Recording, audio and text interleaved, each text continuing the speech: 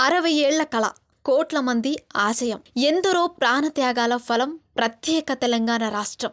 సుదీర్ఘ కాలం పాటు సాగుతున్న ఉద్యమానికి ఊపిరి పోసి ఎట్టకేలకు మలి దశలో స్వరాష్ట్ర కళ సాధ్యమైంది. దానికి మార్గం వేసింది కల్వకుంట్ల చంద్రశేఖరరావు. కేసీఆర్ అనే 3 అక్షరాలే తారక మంత్రంగా తెలంగాణ సాధించారు. ప్రజల స్వప్నాల్ని నెరవేర్చారు. కేసీఆర్ మాటలతో మాయ చేయగలరు, ప్రజల గుండెల్లో గూడు కట్టుకోగలరు. తెలంగాణ అంటే కేసీఆర్, కేసీఆర్ అంటే తెలంగాణ అన్నట్టుగా ఎదిగిన నేత. రాష్ట్రం కోసం పోరాడి దాన్ని సాధించి అదే రాష్ట్రానికి ముఖ్యమంత్రిగా ఎన్నికవడం ఒక్క కేసీఆర్కే చెల్లింది. అలాంటి కేసీఆర్ ఇప్పుడు హస్తన బాట పడుతున్నారు.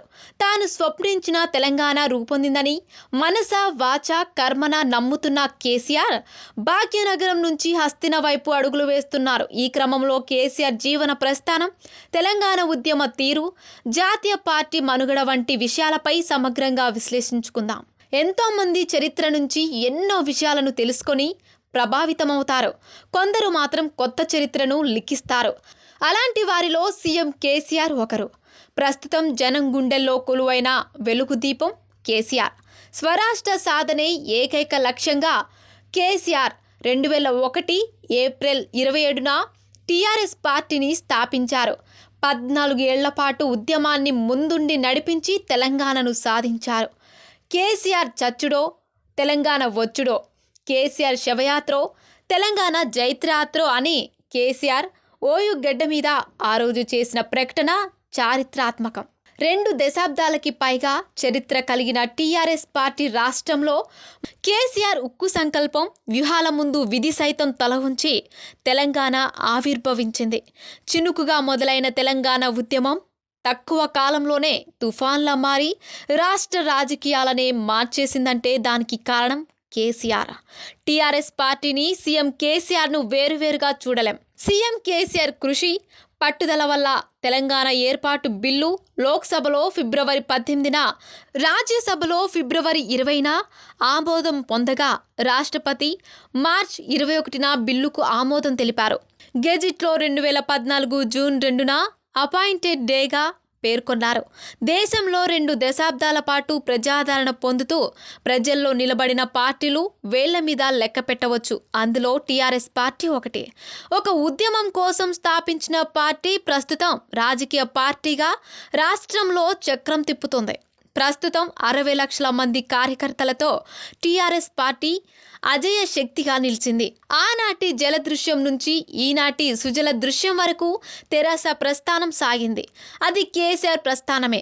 2001 ఏప్రిల్ 21 నాడు తెలుగుదేశం పార్టీ సభ్యత్వానికి, డిప్యూటీ స్పీకర్ పదవికి రాజీనామా సమర్పించి 2001 ఏప్రిల్ 27న ప్రత్యేక తెలంగాణ రాష్ట్రం నినాదంతో తెలంగాణ రాష్ట్ర సమితి పార్టీని ఏర్పాటు చేశారు. ప్రత్యేక రాష్ట్రం కోసం ఎన్నో ఏండ్ల నుంచి సాగిన ఉద్యమం 1969వ సంవత్సరంలో ఆగిపోవడంతో రాష్ట్ర ప్రజలు ఆశలు సన్నగిల్లాయి. రాష్ట్రం కోసం పోరాడే నాయకుడు ఎప్పుడొస్తాడని ఆశగా ఎదురు చూశారు జనం.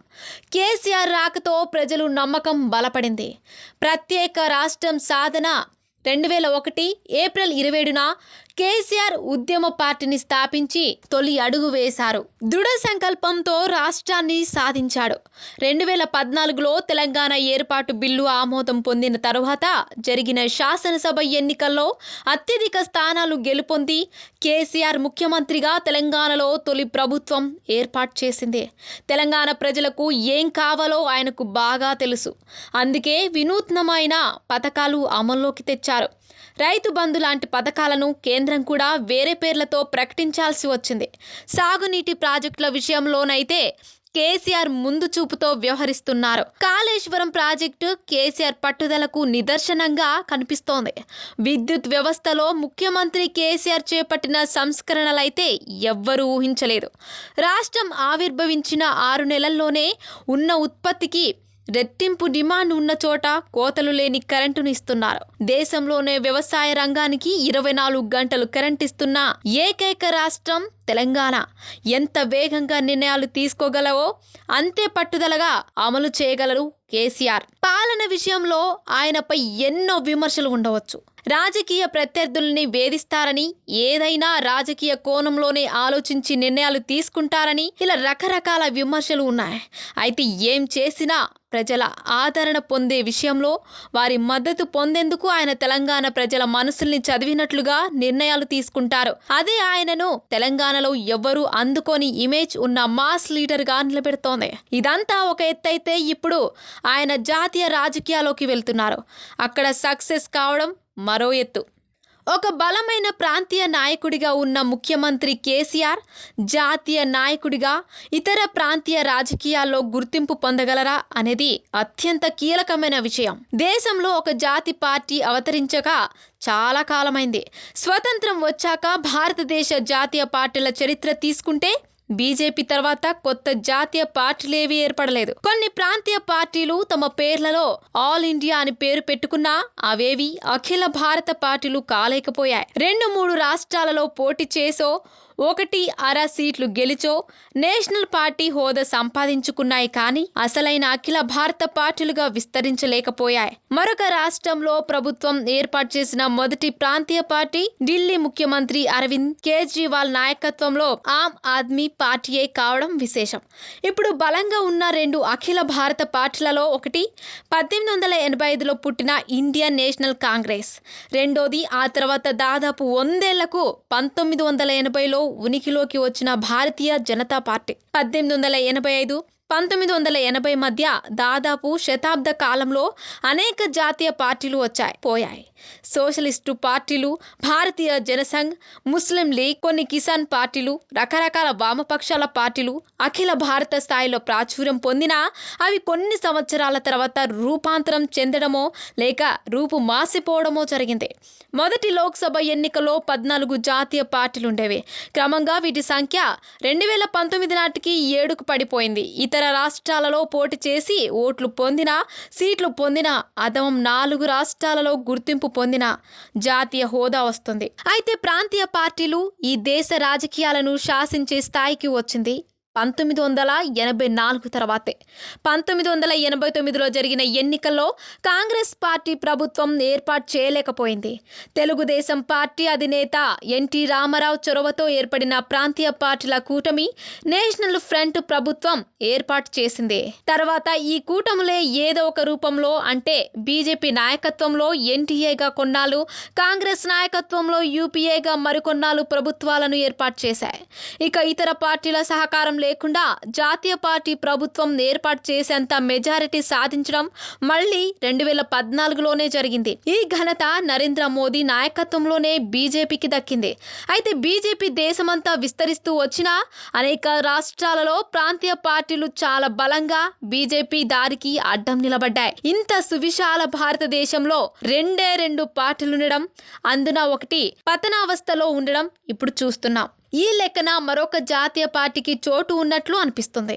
కేసీఆర్ ప్రయత్నం ఈ కోణం నుంచి చూస్తే సరైన ప్రయోగమే అనిపిస్తుంది.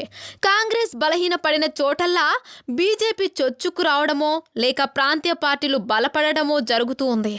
ఆంధ్రప్రదేశ్లో అయితే కాంగ్రెస్ ఖాళీ చేసిన జాగాలోకి బీజేపీ దూరలేకపోయింది. అక్కడ మరొక ప్రాంతీయ పార్టీ వైఎస్ జగన్మోహన్ రెడ్డి నాయకత్వంలోని వైఎస్ఆర్సీపీ వచ్చి నిలబడింది. ఇక అక్కడ కాంగ్రెస్ రాలేదు, బీజేపీకి మనుగడ లేదు. ఇలాంటి చోట కేసీఆర్ ప్రవేశించగలరా? తెలంగాణ, తమిళనాడు, ఒరిస్సా, పశ్చిమ బెంగాల్ వంటి చోట కాంగ్రెస్ లేదు, బీజేపీ కూడా పెద్దగా లేదు. అక్కడ ప్రాంతీయ పార్టీలు జాతీయ పార్టీలేవి కాలు మోపకుండా అడ్డుకుంటున్నాయి. ఇలాంటి రాష్ట్రాలలో జాతీయ స్థాయికి విస్తరించాలన్న ప్రయత్నంలో ఉన్న ప్రాంతీయ పార్టీకి చోటు లేని పరిస్థితి కనిపిస్తుంది. ఒక్క మాటలో చెబితే కాంగ్రెస్ జాగని ప్రాంతీయ పార్టీలో బీజేపీయో ఆక్రమించుకొని జెండా పాతేశాయి. అక్కడ మరొక కొత్త పార్టీకి చోటిచ్చే పరిస్థితే లేదు.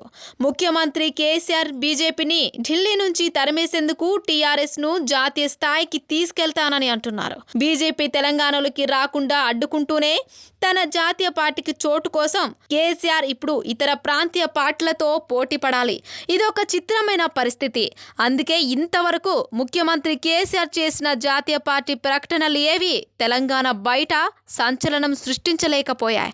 విజయదశమి రోజున ఆయన జాతీయ పార్టీ ఏర్పాటు చేశాక కూడా దుమారం లేవడం లేదు. పొరుగు తెలుగు రాష్ట్రం ఆంధ్రప్రదేశ్లో ఇప్పటికైతే అధికారంలో ఉన్న వైఎస్ఆర్సీపీ, ప్రతిపక్ష తెలుగుదేశం పార్టీలు మరొక పార్టీకి జాగా కూడా ఇచ్చేలా లేవు.